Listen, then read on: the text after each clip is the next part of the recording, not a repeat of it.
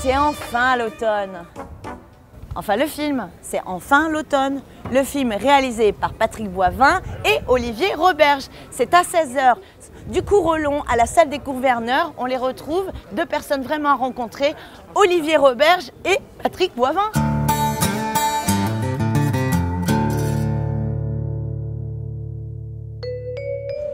Je peux pas à cause du micro. Ah, mais ça va, il y en a d'autres. Pour l'effet que ça va avoir, là. Ah oui, il y a comme une nappe d'huile. Hey, c'est le bateau de Miami Vice, ça. C'est Sonny Crockett qui avait ça. Son nom, c'est Olivier Roberge. Patrick Boivin. On a réalisé Enfin l'automne et on l'a également écrit ensemble.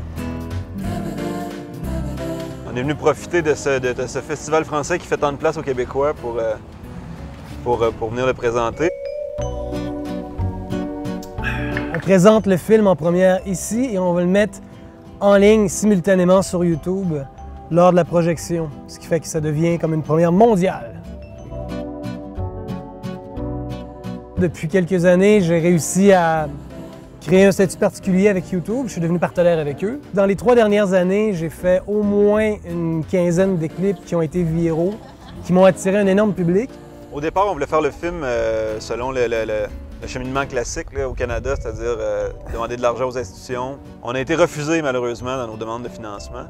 On n'allait pas faire le film jusqu'à ce qu'on se rende compte qu'on allait être capable de le mettre sur YouTube. La particularité aussi, c'est que moi, dans les dernières années, grâce à YouTube, je fais de l'argent avec YouTube et cet argent-là, moi, je l'ai réinvesti systématiquement dans de l'équipement. C'est un échec économique en réalité parce qu'on ne fera pas d'argent avec ça. Il n'y a aucune chance de faire de l'argent. Sauf que je crois que le feu en valait la chandelle. En réalité, on l'a fait pour l'amour de l'art. On ne répétera pas l'exercice souvent, mais cette fois-ci...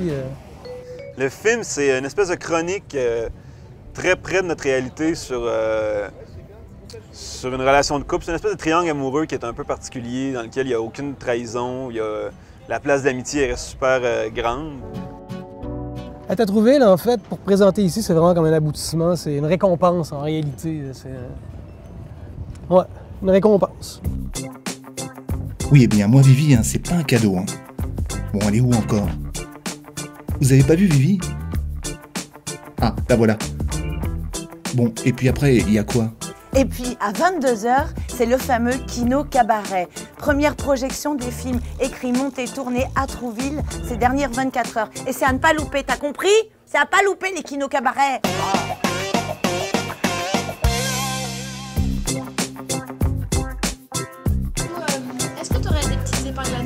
Oui, un cabaret kino, c'est vraiment à ne pas louper. Tous ces gens qui se mobilisent pour faire un film en un temps record, c'est beau. Et ça grâce entre autres à une technologie de pointe, même si quelquefois, elle nous joue des tours. Si vous êtes comme moi et que vous ne comprenez rien à la technologie, mais alors rien du tout, il y a les yak yak yak. Je propose d'aller les voir. Le yak, ça se chasse. Aujourd'hui, dans la Minute Yak, nous allons tenter d'en savoir un peu plus sur la notion de codec. Nous allons donc demander à Guillaume Lacanal, grand expert de la vidéo, d'éclairer notre lanterne.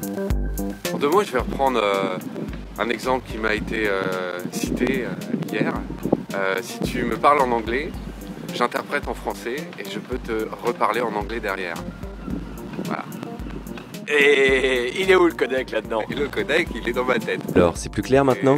La possibilité que j'ai, ou qu'un logiciel a, ou qu'un standard a, de interpréter une image et de la ressortir par un autre tuyau.